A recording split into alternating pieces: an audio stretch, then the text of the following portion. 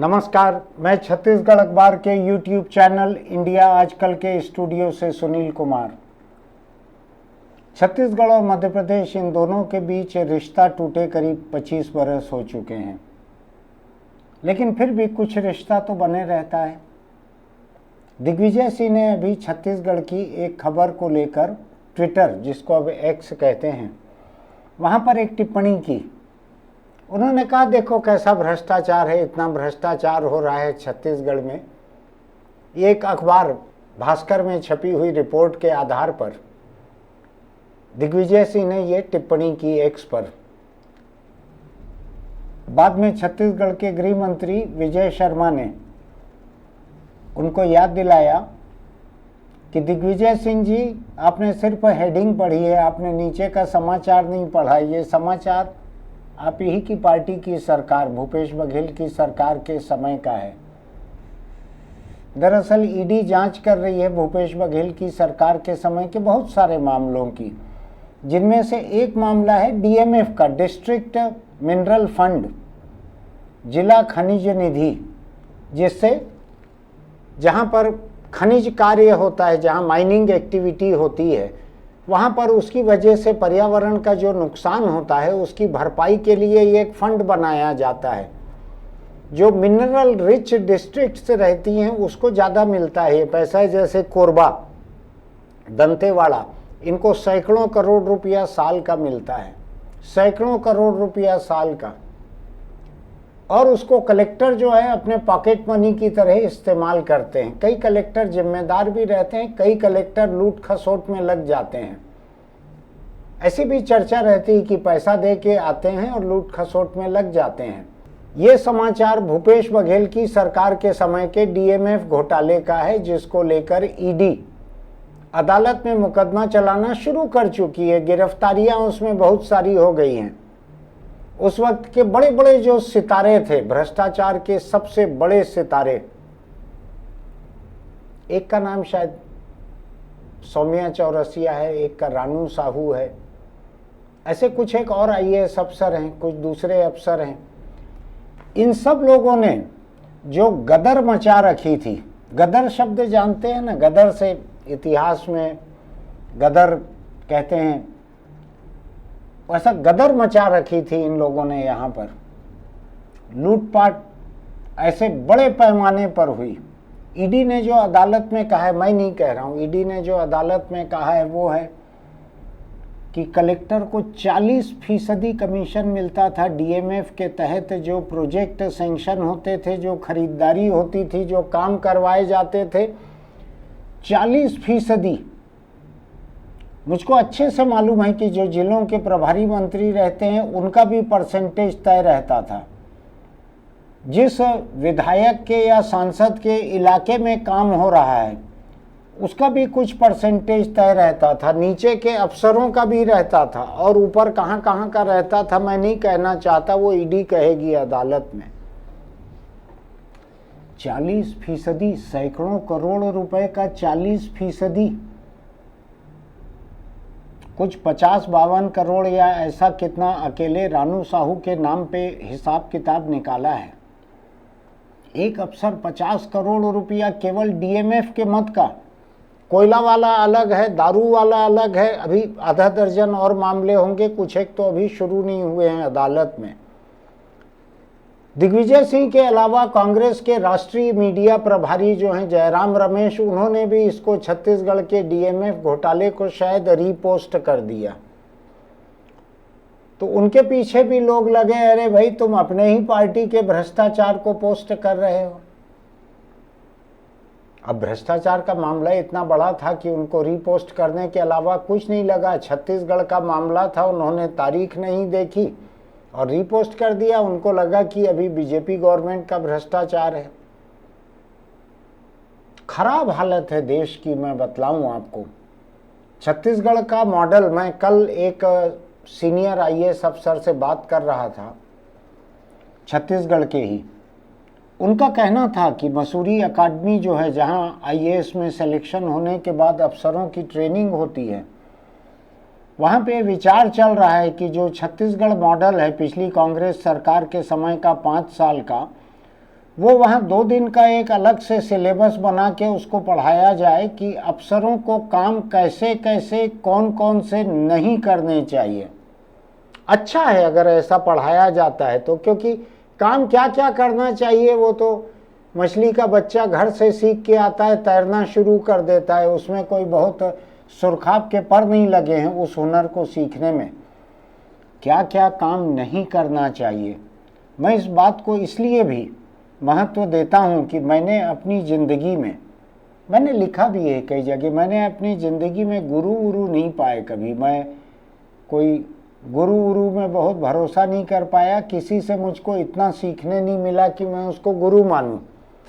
लेकिन मैंने बहुत सारे लोगों से सीखा है, जिसमें सबसे महत्वपूर्ण हिस्सा मेरी ज़िंदगी का ये रहा है कौन कौन से काम नहीं करने चाहिए। ये सीखना मेरी ज़िंदगी में सबसे महत्वपूर्ण रहा। तो मैं उन लोगों को पल भर के लिए गुरु मान लेता हूँ, वो थोड़ी देर के लिए एक मामले में मेरे गुरु थे। ऐसा ही छत्तीसगढ़ का जो मॉडल है आईएएस आईपीएस अफसरों का पिछले 5 साल का, अभी मैंने शायद कल परसों ही अपने अखबार के संपादकीय में लिखा है कि यहाँ पे थानेदार वगैरह की रिश्वत लेना जो है, और गांजा बेचना थानेदारों का, और रेत से उगाही करना, दारू से उगाही करना, इसको बंद कर देना चाहिए। जहाँ बड़े बड़े आईपीएस अफसर हैं, आईजी बने हुए अफसर, जाने कितने आईजी जो हैं महादेव सट्टा का पैसा ले रहे थे, और बड़ी बड़ी रकम थी, 20 लाख 25 लाख 50 लाख रुपया महीना, ऐसा कुछ रकम थी महीने का। तो उस प्रदेश में छोटे लोगों को क्यों कुछ करना। जहाँ कलेक्टर 40% ले रही है डीएमएफ में, मुझको ऐसा लगता है कि कलेक्टर के नीचे के सब अफसरों को दोष मुक्त कर देना चाहिए। केवल बड़े बड़े लोगों को पकड़ना चाहिए, बड़े मगरमच्छों को पकड़ो, छोटी छोटी मछली को मत पकड़ो। तो खैर, इस पे बात करने का मौका आज मुझको इसलिए मिला कि जयराम रमेश और दिग्विजय सिंह, इन दोनों ने पोस्ट किया है इसको, छत्तीसगढ़ के डीएमएफ घोटाले को, और बहुत बड़ा भ्रष्टाचार माना है और आदिवासियों के मुद्दे को उठाया है।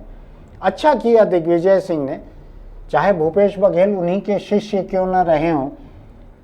दिग्विजय ने ही पहली बार भूपेश बघेल को मंत्री बनाया था, और मुझको भूपेश बघेल ने भी ये बात बतलाई थी, दिग्विजय ने भी बताई थी कि उन्होंने कौन कौन से गुर सिखाए थे भूपेश को, गंडा बांधा था गुरु के हैसियत से कि क्या क्या काम करना चाहिए, क्या नहीं करना चाहिए। आप कहीं रवाना हो रहे हो, कोई फाइल लेके आए, हड़बड़ी में दस्तखत करवाने तो नहीं करना चाहिए। हालांकि ये डीएमएफ वगैरह का कोई मामला हड़बड़ी में नहीं हुआ है, ये बहुत संगठित तरीके से हुआ है। मैं थोड़ा हैरान परेशान हूं भ्रष्टाचार का हाल देख के, देश में क्या होना चाहिए। एक दूसरी खबर मेरे पास है कि दिल्ली में जहां केजरीवाल की सरकार थी अभी कुछ अर्सा पहले तक, अब भाजपा की सरकार आ गई है, आना ही था। जितने तरह के भ्रष्टाचार के मामले वहां उजागर हुए हैं, कितने मामलों को ये कहा जाए कि ईडी आईटी जो है वो केवल विपक्षी सरकारों पर, जो भाजपा विरोधी सरकारें हैं, केवल उन्हीं पर कार्रवाई करती है। मैं पल भर के लिए बहस के लिए मान भी लेता हूं कि भाजपा की किसी सरकार पर कार्रवाई नहीं होती, लेकिन क्या तुम्हारे ऊपर जो कार्रवाई हुई वो गलत हुई? क्या भाजपा विरोधी होने के कारण ईडी आईटी से छूट मिल जानी चाहिए कि दोनों अलग अलग पार्टियों की सरकारों के मातहत काम हो रहे हैं, तो ईडी आईटी को गैर भाजपा सरकार पे कार्रवाई करने का मौका नहीं मिलना चाहिए? क्या ऐसा होना चाहिए? मैं अभी देख रहा था एक क्लासरूम घोटाला कुछ कहला रहा है दिल्ली में, जिसमें उप मुख्यमंत्री मनीष सिसोदिया वहाँ के शिक्षा मंत्री भी थे। उनके दस्तखत से बहुत सारे काम मंजूर हुए हैं। जो 1000 रुपये में होना था वो 2400 रुपये में हो रहा है। जो 1200 क्लासरूम बनने थे वो 2400 बन गए, फिर 4800 हो गए, फिर 12000 हो गए। इस तरह का बहुत सारा काम हुआ दिल्ली में। तो अभी ईडी आईटी इनकी कार्रवाई सब लोगों की चल रही है, खुद दिल्ली का एसीबी भी इसकी जांच कर रहा है। ऐसा बहुत सारे प्रदेशों में होता है, ये कोई छत्तीसगढ़ और दिल्ली अनोखे नहीं है। क्या किया जाए इसका? मैं राजनीतिक दलों को लेके ज़्यादा फिक्रमंद नहीं हूँ, उनकी दुकानदारी अपनी अलग चलती है। इलेक्शन बॉन्ड से कोई पैसा देता है और 90% पैसा 2 नंबर का उनको कैश में मिलता है। मैं फिक्रमंद इसलिए हूँ कि मैं और आप हर सामान, एक माचिस भी खरीदते हैं, साबुन, टूथपेस्ट खरीदते हैं, तो हमारा पैसा लगता है टैक्स की शक्ल में जो सरकारों को जाता है। अब वो पैसा खर्च करते हुए अगर कलेक्टर 40% लेने लगे, नीचे के लोग लेने लगे, मंत्री संतरी लेने लगे, तो क्या होगा? वो मैं टैक्स का पैसा क्यों दूं सरकार को? आप थोड़ा बतलाइए। मैं आपको एक बात बतला सकता हूं, अमेरिका जैसा देश जहां पर सरकारी खजाने में इस तरह का भ्रष्टाचार सुनाई नहीं पड़ता है, वहां दूसरे तरह का होता है, इस तरह का सुनाई नहीं पड़ता। टेंडर में, ठेका परमिट में, कंस्ट्रक्शन के काम में ऐसा भ्रष्टाचार सुनाई नहीं पड़ता है। वहाँ पे लोग टैक्स दे देते हैं ईमानदारी से। वहाँ टैक्स चोरी इतना बड़े पैमाने पर कोई सुनाई नहीं देती है जैसा हिंदुस्तान में। यहाँ तो कोई देना ही नहीं चाहते हैं टैक्स। जो तनख्वाह वाले हैं उनको मजबूरी में कट जाता है तनख्वाह से, बाकी लोग देना ही नहीं चाहते हैं टैक्स। जब सरकारें और सरकार को हाँकने वाले लोग इतने बड़े वाले चोर हो जाते हैं, समझ रहे हैं ना आप? मैं बोल रहा हूँ, थोड़ा खराब लग रहा होगा, लेकिन जिनको हमारे आपके जेब के पैसे से इतनी तनख्वाह मिलती है, बंगला, गाड़ी, एसी, तरह तरह के मुफ्त का फर्नीचर, बच्चों तक को छोड़ने के लिए गाड़ियाँ, और उसके बाद में बच्चे को घुमाने के लिए अलग अर्दली, कुत्ता घुमाने के लिए अलग अर्दली, मालिश पालिश के लिए अलग अर्दली, कपड़े धोने के लिए अलग अर्दली, और पुलिस में अगर आप हैं आईपीएस तो आपके यहाँ जूता पालिश और कपड़े प्रेस करने के लिए भी लोग आते हैं, घोषित रूप से आते हैं, उसीलिए उनको अपॉइंट किया गया। इसके बाद रिश्वत, क्या करोगे? इतनी तनख्वाह मिलती है, 3 लाख रुपए से ज़्यादा तनख्वाह मिलती है आईएएस आईपीएस को। क्या करोगे? मुफ्त का माल बिना मांगे, बिना भ्रष्टाचार के बहुत सारा आ जाता है।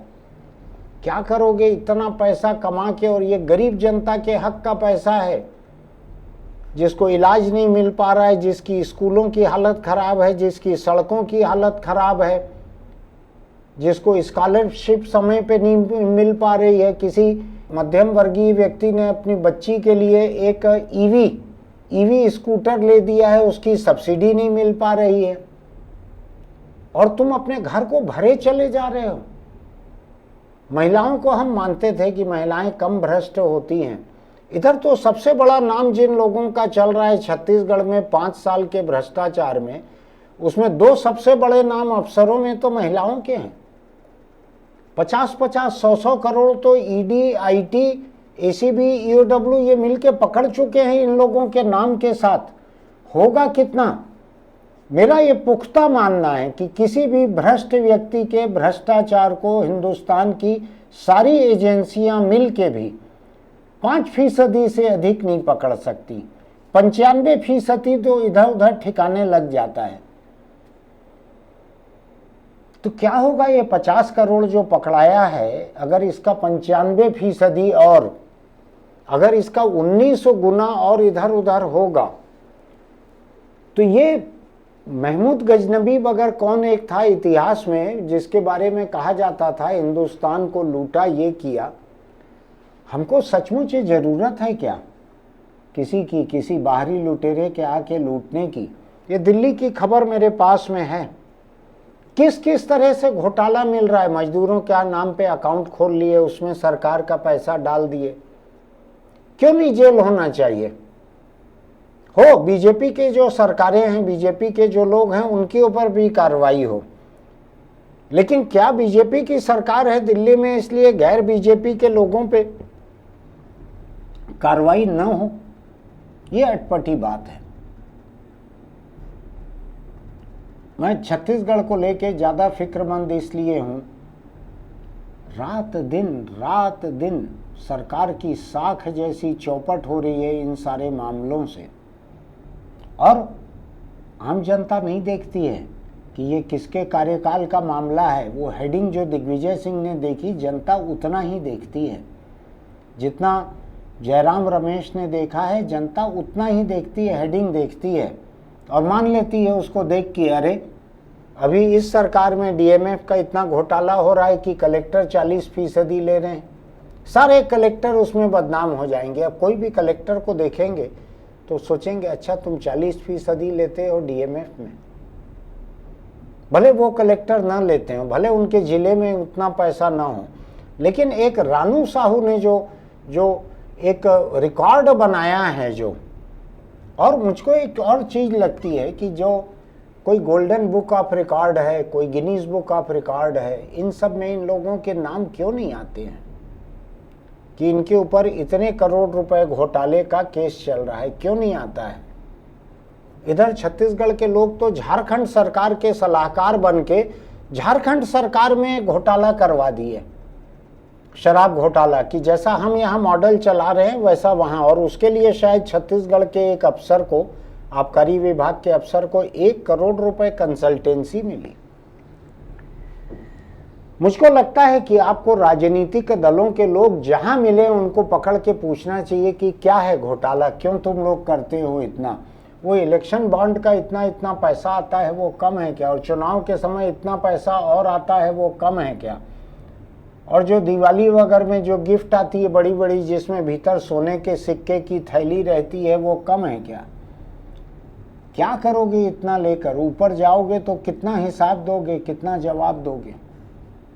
मैं तो केवल आपके सामने कुछ गिनी चुनी बातें रख रहा हूँ। ये जिस रानू साहू का मैं नाम ले रहा हूँ बार बार, मुझको अच्छा भी नहीं लग रहा है एक महिला के बारे में इतना बोलते हुए।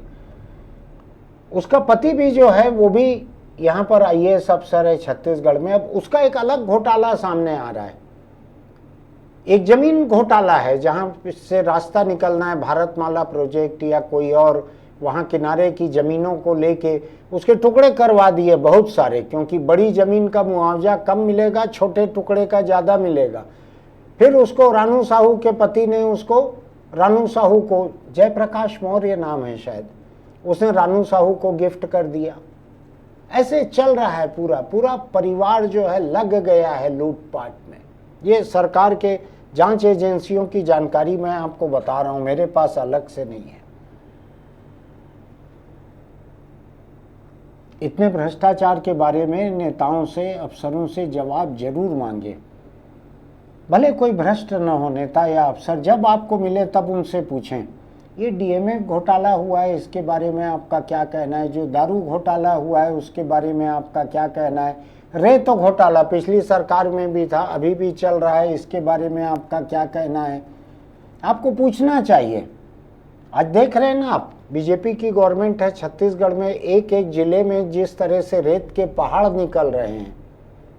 ये प्रदेश कांग्रेस अध्यक्ष दीपक बैज ने कल कहीं देख के कहा कि ये छत्तीसगढ़ है कि ये रेगिस्तानी राजस्थान है, क्या है ये, इतनी रेत नदी से निकाल निकाल कर पहाड़ बना दिए। अगली कोई सरकार आएगी, इन चीजों की जांच होगी। मेरा तो मानना है कोई भी अफसर या नेता आपको मिले तो 5-10 सवाल तैयार रखिए, और साथ में आपके और लोग रहें उनसे भी पूछिए, क्योंकि इन दिनों अखबार वाले थोड़ा सवाल कम करते हैं। तो जब अखबार सवाल कम करें तो आपको खुद ही अपने सवाल करने पड़ेंगे। सोशल मीडिया पे लिखिए, पूछिए।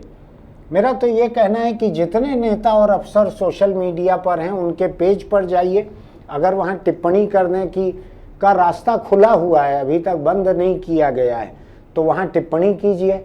नहीं तो अपने पेज पर टिप्पणी करके उनको टैग कीजिए या उनका नाम लिखिए, कुछ न कुछ कीजिए, उनकी पार्टी के लोगों को लिखिए, लिखिए जरूर। आपको ही इसको उठाना पड़ेगा, जिसको एक मीडिया कहते हैं, जिसमें अभी शंकर जी की बारात जैसे तमाम किस्म के लोग हैं, अलग अलग किस्म के विविधता वाले लोग हैं। मैं उससे ज़्यादा उम्मीद नहीं करता हूँ। मैं तो जनता के कहे हुए पर ज़्यादा भरोसा रखता हूँ। आप खुद अपनी बात को ईमानदारी से कह सकते हैं। आप उठाइए इस मुद्दे को, दिग्विजय के पेज पे जाइए, जयराम के पेज पे जाइए। इधर छत्तीसगढ़ में जितने नेता हैं, भूपेश बघेल, चरणदास महंत और क्या टीएस सिंहदेव, जितने अफसर हैं, सबके पेज पे जाके सवाल कीजिए। बीजेपी के नेताओं के पेज पे भी जाके सवाल कीजिए, हर पेज पर, कि रेत क्यों मिल रही है आज 20,000 रुपए ट्रिप में, कहाँ जा रहा है पैसा। दारू घोटाले पे सवाल कीजिए, कोयला उगाही पे सवाल कीजिए, सब पे सवाल कीजिए। ये लड़ाई आपको खुद ही लड़नी पड़ेगी, मैं बतला दूं आपको। अकेले अखबारों के बस का है नहीं, बाकी के बारे में मैं कोई टिप्पणी ही नहीं कर रहा हूँ।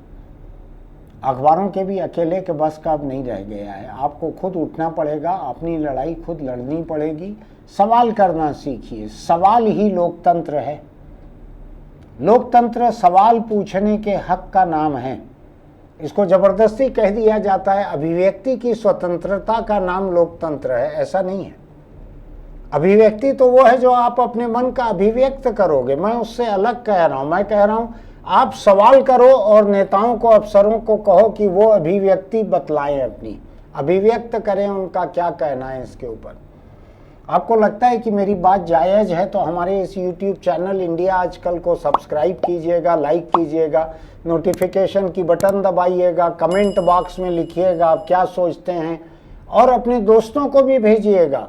उनके जेब से निकला हुआ पैसा भी इन अफसरों की जागीरदारी बनने में जा रहा है। जमींदारी, जागीरदारी, ये आधुनिक सामंत बन रहे हैं। इतना पैसा इन्होंने जुटा लिया है कि इनकी अगली 100 पीढ़ियां उसको खा सकती हैं। वो पैसे के ब्याज से इनकी 100 पीढ़ियां चल सकती है, ऐसा।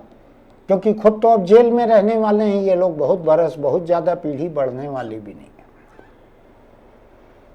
चलिए, सवाल करना मत भूलिएगा, ये मेरी सलाह है आपको। चलते चलते एक छोटी सी दूसरी सलाह, अगर आप दोपहियों पर चलते हैं तो आप हेलमेट जरूर लगा कर रखिए। केवल सिर पे ढक्कन जैसा मत रखिए। कई लोगों को मैं देखता हूँ, आप उसका बेल्ट भी लगा कर रखिए हेलमेट का, ताकि टक्कर हो तो हेलमेट ऐसा दूर जाके ना गिरे, किसी दूसरे का सिर ना तोड़ दे, बल्कि आपका सिर बचाए।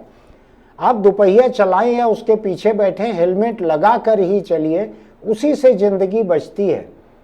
केंद्र सरकार ने ये प्रावधान जरूर किया है कि दुर्घटना के बाद अगर अस्पताल तक आप पहुंचे तो कुछ 1.5 लाख रुपए तक का इलाज आपका फ्री में होगा। लेकिन 1.5 लाख में कुछ होता नहीं है, कोई अगरबत्ती नहीं जलती है बड़े महंगे इलाज की।